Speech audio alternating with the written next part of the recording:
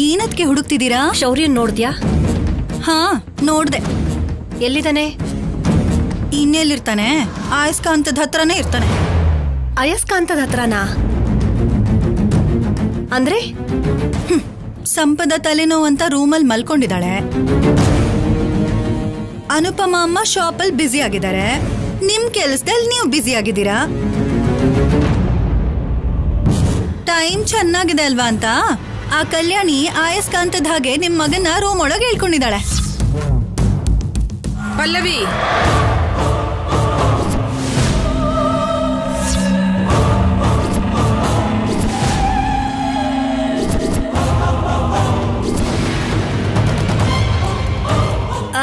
ಅಂದ್ರೆ ಅತ್ತೆ, ಈಗಷ್ಟೇ ಶೌರ್ಯ ಕಲ್ಯಾಣಿ ಹತ್ರ ಹೋಗೋದನ್ನ ನನ್ ಕಣ್ಣಾರೆ ನೋಡ್ದೆ.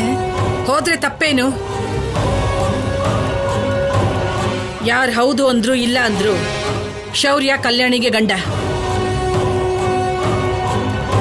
ಹಾಗಿದ್ದಾಗ ಶೌರ್ಯ ಕಲ್ಯಾಣಿ ಹತ್ರ ಹೋದ್ರೆ ತಪ್ಪೇನು? ಅದೇನು ಅಪರಾಧ ಅನ್ನೋ ಹಾಗೆ ಮಾತಾಡ್ತಿದ್ಯಾ? ಅತ್ತೆ ಅದು ಹಾಗಲ್ಲ. ಅದು ಸಾಕಿನ್ನು, ಬಾಯಿ ಮುಚ್ಕೊಂಡಿರು. ಹೊರಗಡೆ ಪೂಜೆಗೆ ಮಾಡ್ಬೇಕಾಗಿರೋ ಕೆಲಸ ತುಂಬಾ ಇದೆ. ಪಾರ್ವತಿ, ಯಾಕೆ ಸುಮ್ಮನೆ ಅವ್ರ ಮೇಲೆ ಕೂಗಾಡಿ ನಿನ್ನ ಆರೋಗ್ಯ ಹಾಳು ಮಾಡ್ಕೋತೀಯ? ತಗೋ ಲಿಸ್ಟ್. ಪೂಜೆಗೆ ಬೇಕಾಗಿರೋ ಸಾಮಾನೆಲ್ಲ ಬಂದಿದೆಯಾ ಇಲ್ವೋ ನೋಡು.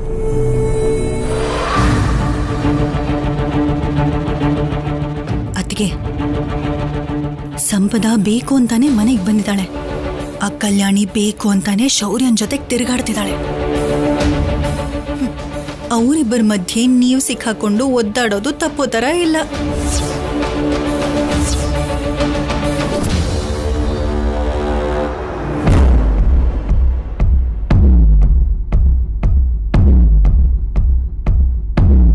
ಪ್ಲಾನ್ ಏನೋ ಮಾಡಿದ್ವಿ, ಆದ್ರೆ ನನ್ಗೆ ಯಾಕೋ ಟೆನ್ಷನ್ ಆಗ್ತಿದೆ ಆಫೀಸರ್. ಈ ಪೂಜೆ ಹೆಸರಲ್ಲಿ ಸ್ಕೆಚ್ ಹಾಕಿದ್ದು ಆ ಸಿದ್ದುನ ಹಿಡ್ಕೊಳ್ಳೋದಕ್ಕೆ. ನಾನಿರ್ಬೇಕಾದ್ರೆ ನಿನಗೆ ಯಾಕೆ ಭಯ? ಆ ಸಿದ್ದು ನಿಜವಾಗ್ಲೂ ಬರ್ತಾನೆ ಅಂತೀರಾ? ಖಂಡಿತವಾಗ್ಲೂ ಬರ್ತಾನೆ. ನಾವು ತಂದಿರೋದು ನಕಲಿ ಒಡವೆ ಅಂತ ಯಾರಿಗೂ ಗೊತ್ತಿಲ್ಲದೆ ಇರೋದ್ರಿಂದ ಅವನು ಕನ್ಫರ್ಮ್ ಆಗಿ ಬಂದೇ ಬರ್ತಾನೆ. ಆ ಒರಿಜಿನಲ್ ಒಡವೆ ತಗೊಂಡ್ ಬಂದು ಇಡೋವರೆಗೂ ನಾವು ತಗೊಂಡ್ ಬಂದಿರೋದು ನಕಲಿ ಒಡವೆ ಅಂತ ಅತ್ತೆಗೆ ಎಲ್ಲಿ ಗೊತ್ತಾಗೋಗುತ್ತೋ ಅಂತ ಟೆನ್ಷನ್ ಅಲ್ಲೇ ಒದ್ದಾಡೋಗ್ತಾ ಇದ್ದೀನಿ. ಮನೇಲಿರೋ ಒಡವೆಗಳು ನಕಲಿ ಒಡವೆ ಅಂತ ಅತ್ತೆಗೆ ಏನಾದ್ರೂ ಗೊತ್ತಾದ್ರೆ ಏನಾಗುತ್ತೋ ಏನೋ.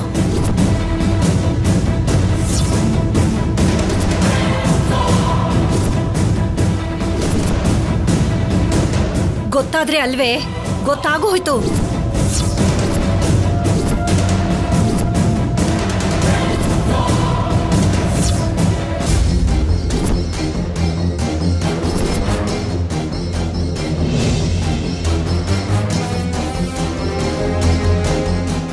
ಏನು ನನಗೆ ಮೋಸ ಮಾಡ್ತೀರಾ?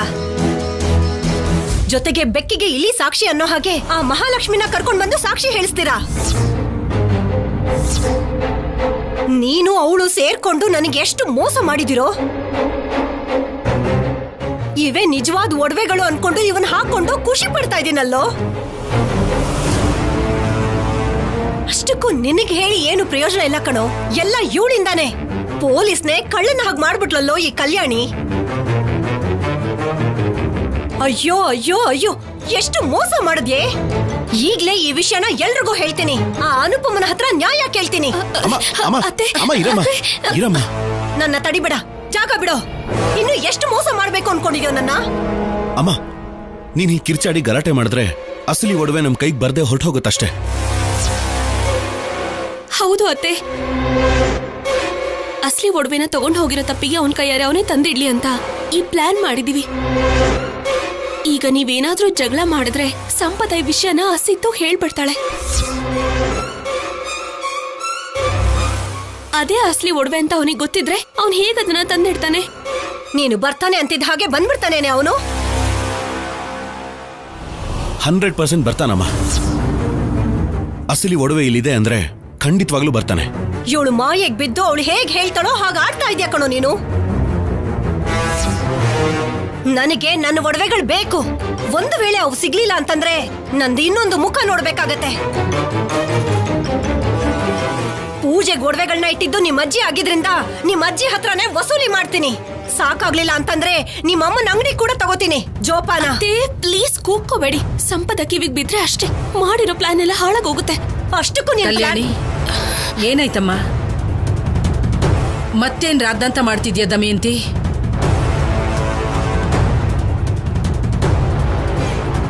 ಅಯ್ಯೋ ಅಂತದ್ದೇನೂ ಇಲ್ಲ ಅಜ್ಜಿ. ಪೂಜೆ ಚೆನ್ನಾಗಿ ನಡೆಸ್ಬೇಕು ಅಂತ ಮಾತಾಡ್ಕೋತಾ ಇದ್ವಿ ಅಷ್ಟೇ. ಎಲ್ರೂ ಸೇರಿ ಏರ್ಪಾಡ್ ಮಾಡ್ತಿದ್ರೆ ಚೆನ್ನಾಗಾಗ್ದೆ ಹೇಗಿರುತ್ತೆ? ಅದ್ ಹಾಗಲ್ಲ. ಅಷ್ಟಕ್ಕೂ ಇರಮ್ಮ, ಅದೇನೋ ಬೇಕು ಅಂತ ಹೇಳಿದ್ಯಲ್ಲ, ಅದೇನು ಅಂತ ಹೇಳು. ಬಾ ಬಾಮ್ಮ, ಬಾ ಹೋಗೋಣ ಬಾ.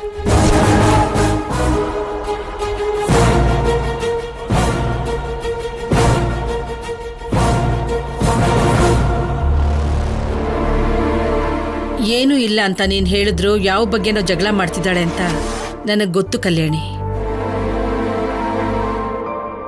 ಅವಳನ್ನ ಹೆತ್ತಿರೋ ತಾಯಿ ನಾನು. ನನಗ್ ಗೊತ್ತಿಲ್ವಾ ಅವಳ ಬಗ್ಗೆ?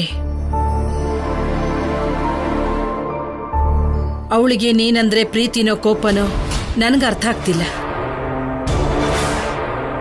ಸಂಪದ ಎಂತವಳು ಅನ್ನೋ ವಿಷಯ ಗೊತ್ತಿದ್ದು ಕೂಡ ನಿನ್ನ ದೂರ ಇಡಬೇಕು ಅಂತಾನೆ ನೋಡ್ತಿದ್ದಾಳೆ.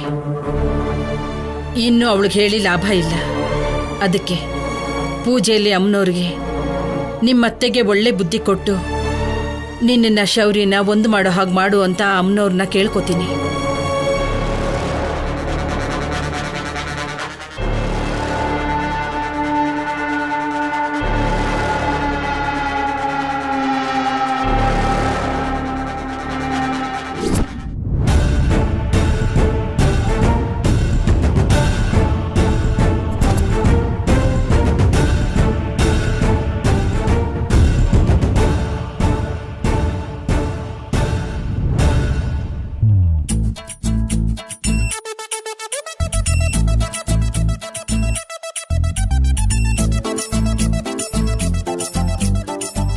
ನಕಲಿ ಒಡವೆನ ಅಸಲಿ ಅನ್ಕೊಂಡು ಖುಷಿ ಪಡ್ತಾ ಇದೀನಿ. ಅಷ್ಟಕ್ಕೂ ಇದೇ ಬಂಗಾರದ ಒಡವೆ ಅಂತ ಎಷ್ಟು ನಂಬಿಟ್ಟಿದ್ದೆ ನಾನು. ಇದೆಲ್ಲದಕ್ಕೂ ಕಾರಣ ಅವಳೇ, ಆ ಸಂಪದ. ಅವಳನ್ನ ನಡಮನಲ್ಲಿ ಕಟ್ ಹಾಕಿ ಸಿಕ್ಕಿದ್ರಲ್ಲಿ ಹೊಡಿಬೇಕು.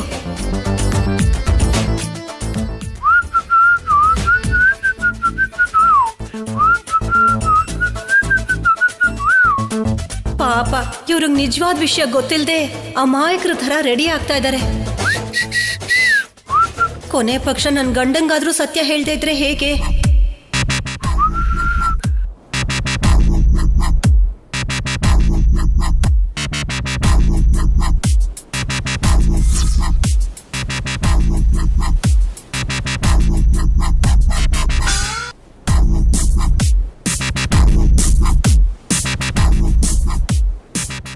ಏನು ಹಾಗೆ ನೋಡ್ತಾ ಇದೀಯಾ? ಪೂಜೆಗೆ ಸೆಂಟ್ಯಾಗಿ ಹೊಡ್ಕೋತಾ ಇದ್ದೀನಿ ಅಂತನಾ? ಏನೇ ಪೂಜೆ ಆದ್ರೂ ಬೇಸಿಗೆಗಾಲ ಅಲ್ವಾ ದಮ್ಮು? ಬೇವ್ರಿನ ವಾಸನೆ ಸೆಂಟ್ ವಾಸನೆಗೆ ಬದಲಾಗ್ಲಿ ಅಂತ ತಗೋ, ನೀನು ಹಾಕೋ. ಒಡವೆಗಳ ಬಗ್ಗೆ ಮಾತಾಡ್ಬೇಕು ಅಂತ ನನ್ನ ನಾಲ್ಗೆ ಪಟಪಟ ಅಂತಿದೆ. ಆದ್ರೆ ನೀವೇನ್ರಿ ಸೆಂಟ್ ಬಗ್ಗೆ ಮಾತಾಡ್ತಾ ಇದ್ದೀರಾ? ಒಡವೆ ಮೇಲಿರೋ ಹುಚ್ಚು ಗಂಡನ ಮೇಲಿದ್ರೆ ಎಷ್ಟೋ ಚೆನ್ನಾಗಿರ್ತಿತ್ತು.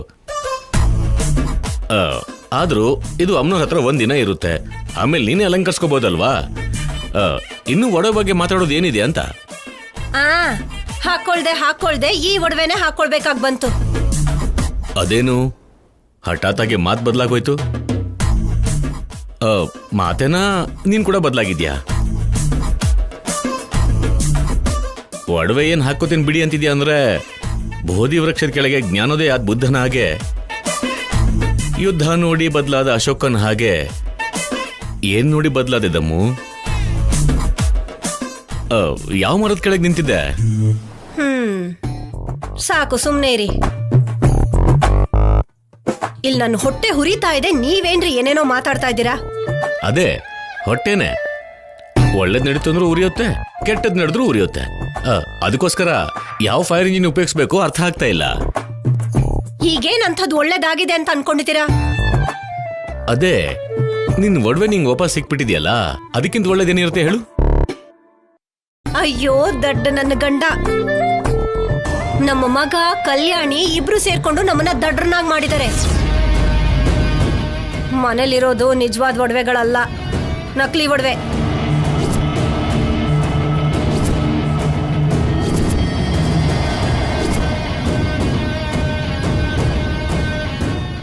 ಅಯ್ಯಯ್ಯೋ, ಇವಳಿಗೆ ನಿಜ ಗೊತ್ತಾಗ್ಬಿಡ್ತಾ?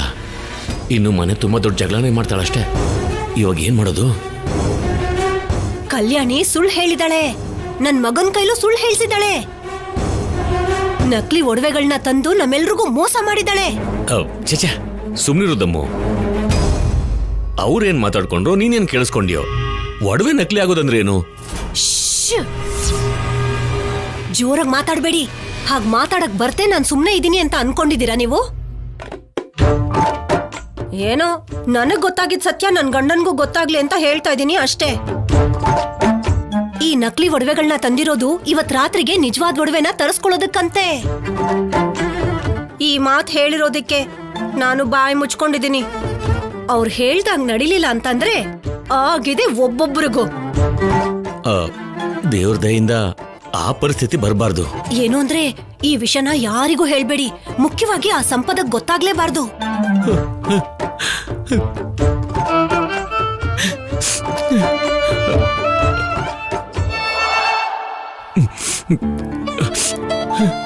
ಅಯ್ಯಯ್ಯೋ, ನಾನೇನ್ರಿ ಅಂತದ್ ಹೇಳ್ದೆ? ಯಾಕ್ರಿ ಹೇಳ್ತಾ ಇದ್ದೀರಾ? ನನ್ ಗಂಡನಿಗಾದ್ರೂ ನಿಜ ಗೊತ್ತಾಗ್ಬೇಕು ಅಂತ ಬಂದು ನನ್ನ ಹತ್ರ ಹೇಳ್ದೆ ನೋಡು. ಇವಾಗ ಅರ್ಥ ಆಯ್ತು ದಮ್ಮು, ನಿನ್ ಕೋಪದಿಂದ ನನ್ ಮೇಲೆ ಎಷ್ಟು ಪ್ರೀತಿ ಇದೆ ಅಂತ. ಅದಕ್ಕೆ ಯಾರಾದ್ರೂ ಅಳ್ತಾರ? ನಿನ್ ಪ್ರೀತಿ ಬೆಲೆ ನಿಂಗೆ ಗೊತ್ತಿಲ್ಲ ದಮ್ಮು. ಅದು ಮರುಭೂಮಿಯಲ್ಲಿ ಓಎಸ್ಎಸ್ ತರ, ಬೇಸಿಗೆ ಕಾಲದಲ್ಲಿ ಮಜ್ಜಿಗೆ ತರ, ಕತ್ಲಿರೋ ಗುಡಿಸಲಿ ದೀಪದ ಹಾಗೆ, ಊರಿಗೆ ಪಲ್ಯದ ಹಾಗೆ. ಚಿಚಿ, ಏನ್ರಿ ಇಂತ ಹೋಲಿಕೆ? ನನಗ್ ಗೊತ್ತಿರೋ ಕವಿತೆಯಲ್ಲಿ ನನ್ಗೆ ಹೇಳೋಕ್ ಬಿಡು ದಮ್ಮು. ಬೇಡ ಬಿಡಿ, ವಾಂತಿ ಬರುತ್ತೆ. ಜಾಗ ಬಿಡಿ.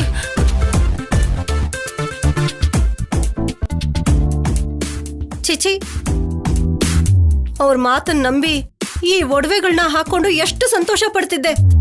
ಅದು ನಕಲಿ ಒಡವೆ ಅಂತ ಮಾತ್ರ ಗೊತ್ತಾಗಿದೆ.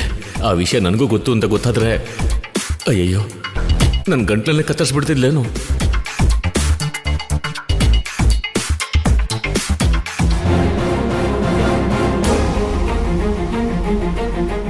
ಅದು ನಕಲಿ ಒಡವೆ ಅಂತ ನಿಮ್ಮ ಅಮ್ಮಂಗೆ ಗೊತ್ತಾಗ್ಬಿಟ್ಟಿದೆ ಕಣ.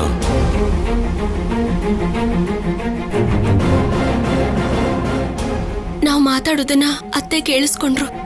ಕೇಳಿಸ್ಕೊಂಡ್ರಿಂದ ನಷ್ಟ ಇಲ್ಲಮ್ಮ. ಕೇಳಿದ್ನ 4 ಜನರಿಗೆ ಹೇಳೋವರೆಗೂ ಅವಳ ಬಾಯಿ ಸುಮ್ಮನಿರಲ್ಲ.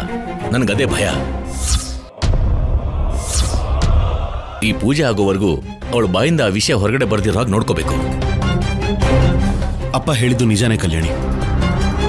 ಅಮ್ಮ ಈ ವಿಷಯನ ಯಾರಿಗೂ ಹೇಳದೇ ಇರೋ ಹಾಗೆ ಅಮ್ಮನ ಮೇಲೆ ಒಂದು ಕಣ್ಣಿಟ್ಟಿರ್ಬೇಕು.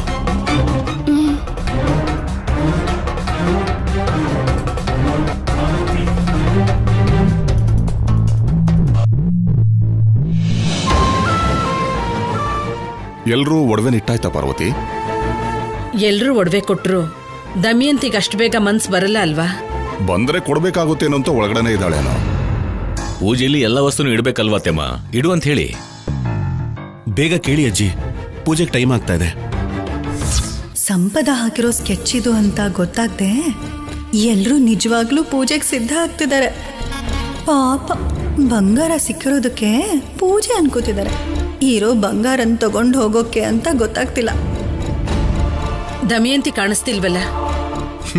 ಬಂದ್ರೆ ಕೊಡ್ಬೇಕಾಗುತ್ತೆ ಅಂತ ಒಳಗಡೆನೆ ಇದ್ದಾಳೆ ಅಂತ ಕಾಣುತ್ತೆ.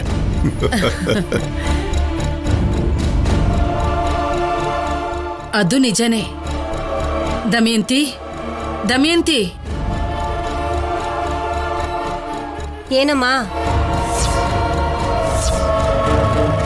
ನೀನೇನು ಮನೇಲಿ ಪೂಜೆ ಇಟ್ಕೊಂಡು ಹಾಗೆ ಬೇಜಾರಾಗಿದ್ಯಾ?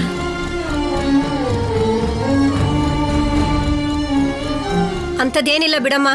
ನನ್ ಗಂಡ ಬೈದ್ರು, ಅದಕ್ಕೆ ಬೇಜಾರು ಮಾಡ್ಕೊಂಡಿದ್ದೀನಿ.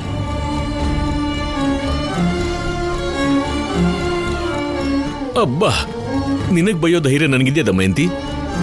ಹೇಳಿದ್ರು ನಮ್ಮ ತರ ಇರ್ಬೇಕು.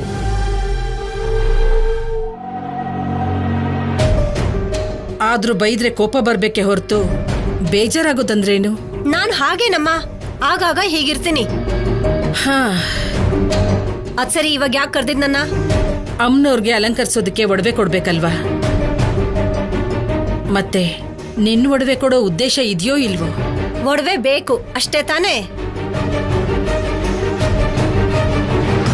ಹಾಲಲ್ಲಿ ಸ್ವಚ್ಛವಾಗಿ ತೊಳೆದಿಡು. ಹಾ ಅದಕ್ಕೆ ಹಾಲ್ ಬೇರೆ ಯಾಕೆ? ಸುಮ್ನೆ ಹಾಲ್ ವೇಸ್ಟ್ ಆಗತ್ತೆ.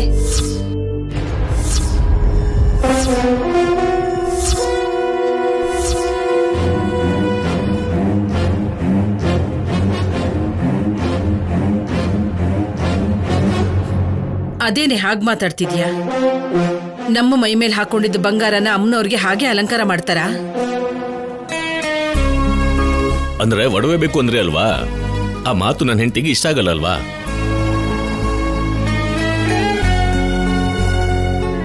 ಅದಕ್ಕೆ ಹಾಗಂತಿದ್ದಾಳೆ. ದಮಯಂತಿ ಹೋಗಿ ಒಡವೆನ ಹಾಲಲ್ಲಿ ತೊಳ್ಕೊಂಡ್ ಬಾ ಹೋಗು.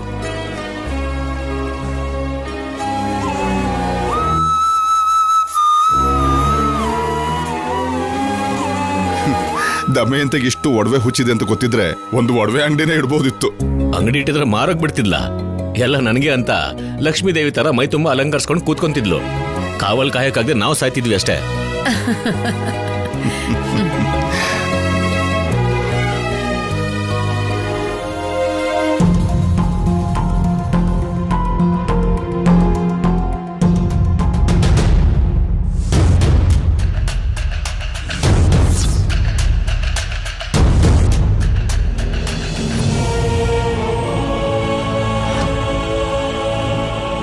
ಕೇಳಿದ 5 ನಿಮಿಷಕ್ಕೆ ಒಡವೆಗಳು ತಂದ್ಯಾ?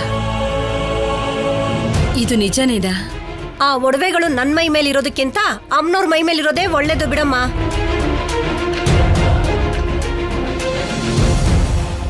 ಅಷ್ಟಕ್ಕೂ ನಿನ್ ಮನಸ್ಥಿತಿ ಏನೂ ಅರ್ಥ ಆಗ್ತಿಲ್ಲ. ಜಗಳ ಮಾಡ್ತೀಯ ಅನ್ಕೊಂಡ್ರೆ ಐಸ್ ಗಡ್ಡೆ ಹಾಗೆ ತಣ್ಣಗಿರ್ತೀಯ. ಸಂತೋಷವಾಗಿದ್ದಾಳೆ ಅನ್ಕೊಂಡ್ರೆ ಬೂದಿ ಮುಚ್ಚಿರೋ ಕೆಂಡದ ಹಾಗಿರ್ತೀಯ. ಈ ಒಡವೆಗಳ ವಿಷಯಕ್ಕೆ ಬಂದ್ರೆ ನಾನು ಐಸ್ ಗಡ್ಡೆ ತರ ಇರಲ್ಲ, ಕಾದ ಕಬ್ಬಣ ತರ ಇರ್ತೀನಿ. ಅತ್ತೆ ಹೀಗೆ ಇದ್ರೆ ಎಷ್ಟು ಚೆನ್ನಾಗಿರತ್ತೆ. ಥ್ಯಾಂಕ್ ಯು ಅತ್ತೆ, ಎಲ್ಲದಕ್ಕೂ ಒಪ್ಕೊಂಡಿದ್ದಕ್ಕೆ.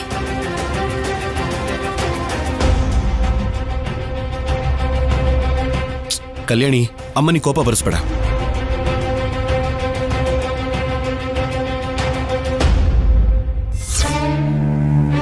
ಎಲ್ರೂ ಒಡವೆನೂ ಬಂದಾಯ್ತಲ್ಲ ಪಾರ್ವತಿ. ಅಮ್ಮನವ್ರಿಗೆ ಅಲಂಕರಿಸ್ಬೇಕು, ಜೊತೆಗೆ ಅಮ್ಮನವ್ರ ಪೂಜೆ ಅಂದ್ರೆ ಆ ತಾಯಿ ಪೂಜೆನಲ್ಲಿ ಯಾವುದು ಕಡಿಮೆ ಆಗದಿದ್ದಾಗ ನೋಡ್ಕೋಬೇಕು. ಅನುಪ ಮಾಮಗೆ ಹೇಳಿದೀನಿ ತಾತ. ಬಾಲಾಜಿಗೆ ಹೇಳಿ ಆ ಕೆಲಸ ಎಲ್ಲ ಅವರೇ ಮಾಡಿಸ್ತಾ ಇದ್ದಾರೆ. ನಕಲಿ ಒಡವೆಗಳನ್ನ ಪೂಜೆಗಿಡೋ ಹಾಗೆ ಮಾಡ್ತಿದ್ದಾನೆ. ಎಷ್ಟು ನಾಟಕ ಆಡ್ತಾ ಇದೆಯೋ. ಅಮ್ಮನವ್ರ ಪೂಜೆ ಮಾಡ್ಬೇಕು ಅನ್ನೋ ಸಂಕಲ್ಪ ಸಂಪದಂದೇ ಆಗಿದ್ರು ಆ ಪೂಜೆಯಲ್ಲಿ ನಾವೆಲ್ಲರೂ ಪಾಲ್ಗೊಳ್ಳೋದು ತುಂಬಾ ಸಂತೋಷ ಅನ್ನಿಸ್ತಿದೆ.